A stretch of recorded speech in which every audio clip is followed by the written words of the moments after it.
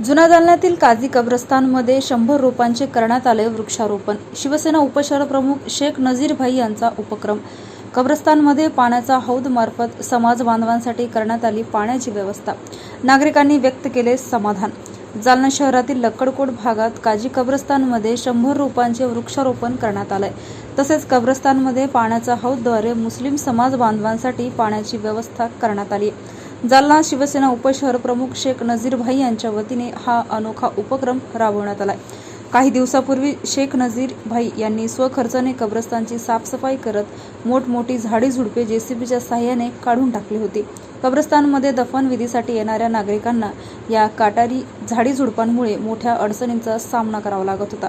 रात्री बेरात्री दफनविधी करायचा असेल तर या झाडाझुडपांमुळे वयोवृद्ध लोकांना कब्रस्तानच्या बाहेरच थांबावे लागत होते। तसेच काही नागरिकांनी नजीर भाई यांना कब्रस्तानमध्ये पाण्याची व्यवस्था नसल्याची समस्या बोलून दाखवली होती। कब्रस्तानमध्ये जनाजा नमाज पठणवेळी वजू करण्यासाठी व इतर कार्यासाठी पाण्याची मोठी टंचाई भासत होती। त्यामुळे नजीर भाई यांनी स्वखर्चाने या ठिकाणी पाण्याची हौदची व्यवस्था करून दफनविधीसाठी येणाऱ्या मुस्लिम बांधवांसाठी पिण्याच्या पाण्याची सोय केली आहे। तसेच जुन्या विहिरीचा कचरा भरल्यानं उपयोगात येत नव्हती, त्या विहिरीचा कचरा व गाळ काढून विहिरीची साफसफाई करून बांधकाम करण्यात आले। सामाजिक कार्य म्हणून या ठिकाणी 100 रोपांची लागवड केली आहे। शिवसेना नेते अर्जुन खोतकर यांच्या नेतृत्वात नजीर भाई यांनी हा उपक्रम राबवला, त्यामुळे परिसरातील नागरिकांमध्ये समाधान व्यक्त होत आहे। शहरातील मध्यवस्तीत असलेल्या या कब्रस्तानसाठी मोठमोठ्या राजकीय नेत्यांना जे जमलं नाही किंवा इच्छाशक्ती नसल्याने कब्रस्तानसाठी पुढाऱ्यांनी जे केले नाही ते शिवसेनेचे जालना उपशहर प्रमुख शेख नजीर भाई यांनी करून दाखवल्याने परिसरातील नागरिकांमध्ये समाधान व्यक्त होत आहे।